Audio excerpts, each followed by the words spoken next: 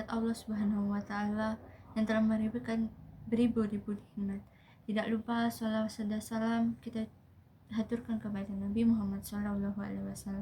Semoga kita mendapatkan syafaat hingga hari kiamat nanti. Sebelum saya menjelaskan materi, izinkan saya memperkenalkan diri.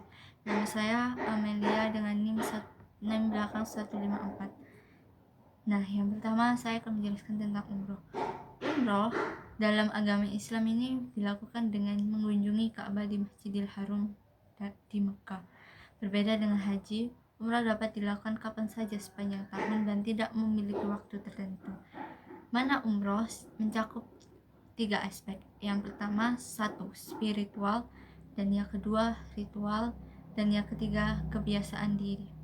Haji, secara etimologi itu bahasa.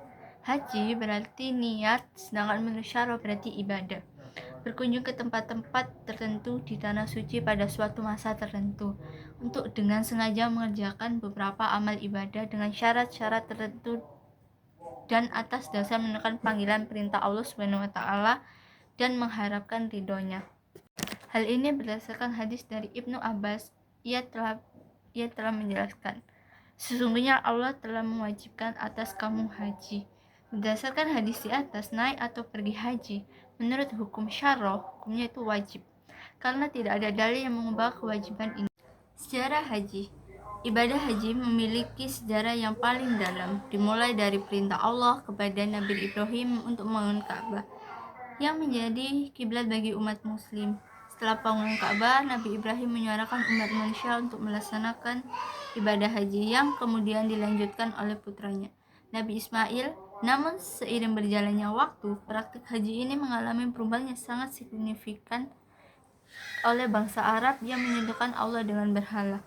Pada tahun keempat Hijriah, haji diwajibkan bagi umat muslim dan dilaksanakan oleh Nabi Muhammad SAW yang menjadikan sebagai salah satu rukun Islam. Sejak saat itu, haji menjadi ritual tahunan yang diikuti oleh jutaan muslim dari seluruh dunia, menegaskan bahwa komitmen mereka kepada Allah Subhanahu wa Ta'ala. Nah, yang ketiga ini mencapai haji yang mabrur.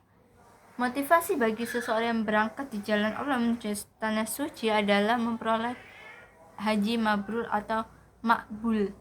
Haji mabrur adalah ibadah yang ikhlas karena iman dan takwa yang dipersembahkan ke hadirat Allah semurni-murninya, khalis dan bersih dari unsur-unsur pengaruh duniawi. Haji mabrur tentu saja bukan haji turis, haji bisnis, atau haji politik dan kebanggaan. Ajaran Islam dalam semua aspek memiliki hikmah dan tujuan tertentu. Hikmah dan tujuan ini diistilahkan oleh para ulama dengan maqasid syariah, yaitu berbagai masalah yang bisa diraih seseorang hamba baik di dunia maupun dunia akhirat.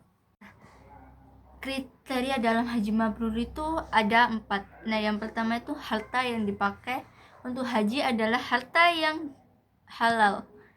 Harta yang halal ini ditegaskan oleh sabda Nabi Muhammad SAW, dan Allah telah menerima kecuali yang baik-baik saja.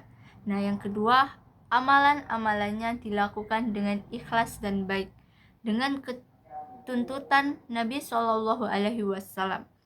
Nah, yang ketiga, haji dipenuhi dengan banyak amalan baik seperti zikir, sholat, di Masjidil Haram, sholat pada waktunya, dan membantu teman seperjalanan.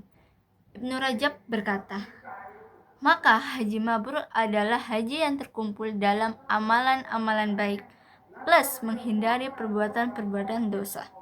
Nah, yang keempat, tidak berbuat maksiat selama ihram. Di antaranya dilarang selama haji adalah rafats, fusuk, dan jidal.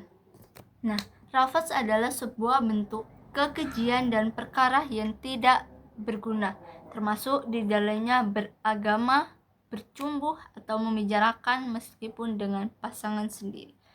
Selama ihram, fusuk adalah keluar dari ketaatan kepada Allah Subhanahu wa Ta'ala, apapun bentuknya. Dengan kata lain, segala bentuk maksiat adalah fusuk.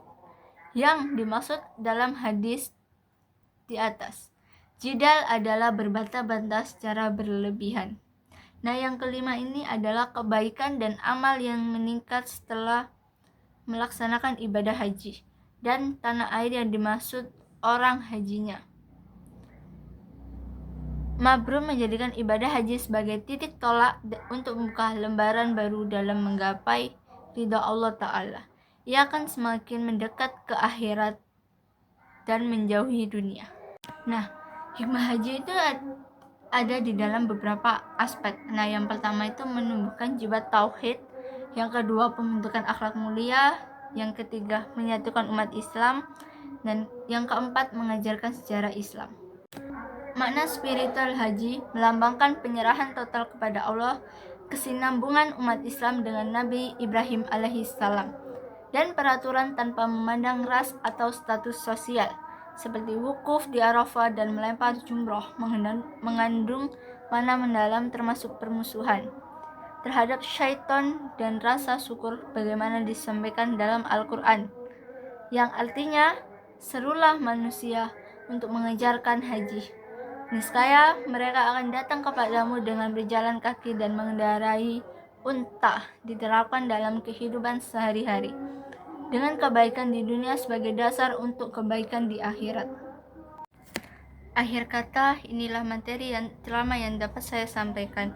Mudah-mudahan ibu, bapak, dan teman-teman sekalian mendapat manfaat dari apa yang saya sampaikan, terkhusus kepada diri saya. Wassalamualaikum warahmatullahi wabarakatuh.